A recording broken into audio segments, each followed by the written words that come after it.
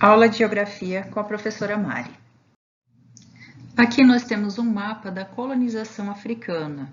Nesse mapa, ele foi dividido, por colonização. Então, a gente tem colonização francesa, inglesa, alemã, portuguesa, espanhola, belga, italiana e alguns países que eram independentes, como o Egito e a Etiópia. A demarcação das fronteiras durante o imperialismo ele não respeitou as populações nativas, né? Então esses colonizadores eles acabaram na Conferência de Berlim dividindo a África em colônias, né? E dividindo entre os países.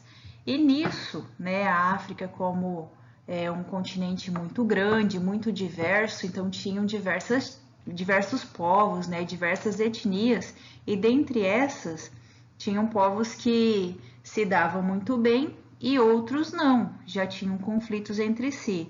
E durante a demarcação, então, esses povos eles não foram respeitados. Muitos deles acabaram ficando, né, na mesma colônia, pertencente ao mesmo país, e outros que eram povos que conviviam muito bem acabaram separados. Então, isso intensificou alguns conflitos. Aqui nós temos um mapa, né, da África, já com várias colônias independentes no século XX. Reparem que já mudou um pouco, né, a configuração dos países em relação ao mapa anterior. Então essas colônias elas acabaram se tornando países, né, conseguindo sua independência. A retirada das potências europeias do território africano ele foi ocasionado pela situação econômica desastrosa em que esses países se encontravam depois da Segunda Guerra Mundial. Então, muitos países eles acabaram fazendo parte da guerra e tomando muito prejuízo. Então, não tinha nem como controlar essas colônias, né, ou proteger de invasão de outros países, enfim. Então, acabaram liberando a independência para elas. E foi criada então uma política de não interferência no traçado das fronteiras e isso gerou grande instabilidade. Então, como eu falei antes, muitos povos, muitas etnias, elas pertenciam ao território de um país, mas nem sempre elas eram amigáveis, nem sempre elas tinham uma relação amigável entre si. Então, por exemplo, às vezes o governo daquele país ele fazia parte de uma etnia, então ele privilegiaria seu povo e os povos de outras etnias eles seriam prejudicados. Então isso gerou muito conflito, muita instabilidade. O apartheid, né, é segregação étnica. Então, uma das marcas do colonialismo europeu no continente africano foi essa segregação ou separação. Na África do Sul, essa prática ficou conhecida como apartheid, que significa separação. Se tratou de um regime de segregação racial em que se negava à população negra acesso a espaços ocupados e frequentados pelas comunidades brancas. A ideia de superioridade racial do branco europeu sobre os povos africanos foi imposta para justificar as estratégias de dominação, a expropriação de terras e riquezas e também a própria escravização. Então, foi uma ideia imposta pelos europeus para justificar, né, a dominação sobre o território, sobre as riquezas e sobre o povo africano. Então, na África do Sul, o apartheid existente na prática desde 1910, ele foi oficializado por uma lei em 1948 e vigorou até 1994. Lá, o racismo era ostensivo a ponto de impedir que os negros, embora constituindo a maioria da população, tivessem propriedades territoriais e participassem da política.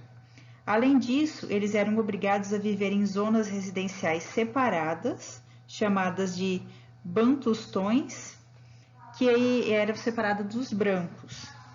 E depois de muitos anos de luta, a população negra que tentava, né, a igualdade de direitos, inclusive com massacres e prisões de líderes, a situação do país chegou num ponto insustentável.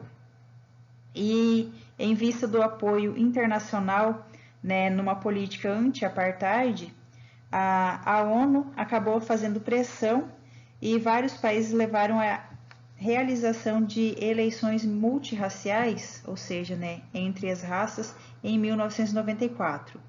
E aí Nelson Mandela, que era um dos principais líderes do movimento contra o apartheid, que tinha ficado preso por 27 anos, ele foi eleito o primeiro presidente negro da África do Sul. Então, Nelson Mandela, ele era, assim, foi uma pessoa muito importante. Né, ele sofreu perseguição, foi preso, mas conseguiu vencer essa política muito racista, né, que seria dessa separação e dos não direitos dos negros. Então, quando ele foi eleito, mudou muita coisa. Só uma fotinho para vocês, para representar, né, como mais ou menos era essa política de segregação, né? Em muitos lugares os negros eles não podiam entrar, inclusive em igrejas, né, onde eram frequentadas por brancos. E tem filmes que mostram isso, por exemplo, Mandela, Luta pela Liberdade, e Um Grito de Liberdade também. Os conflitos no continente africano. Então, reparem o mapa, né? O mapa África, conflitos, séculos 20 e 21. Em amarelo, a gente tem, né, os países que ficaram independentes após 1955. Em verde, os que já eram independentes em 1955. E roxo, né, no Saara Ocidental, território ocupado em 2002. Aí não tem esses, né, foguinhos, então eles são regiões de conflito, de guerra civil. Quase que todo o mapa, né, do continente africano ele é tomado por guerra civil.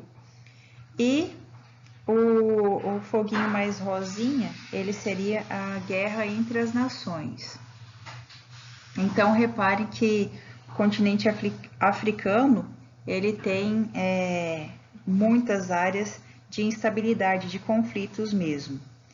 E o que separa lá a parte norte do continente, né, que pega os países Mauritânia, Saara Ocidental, Marrocos, Argélia, Tunísia, Líbia e Egito, então foi onde houve a Primavera Árabe. Aqui eu citei dois conflitos, né, que são bastante famosos, que são a Primavera Árabe e o massacre em Ruanda. Então eles são muito famosos, mas existem conflitos, muitos conflitos, na verdade, existem inúmeros, e eu vou comentar alguns com vocês na próxima aula.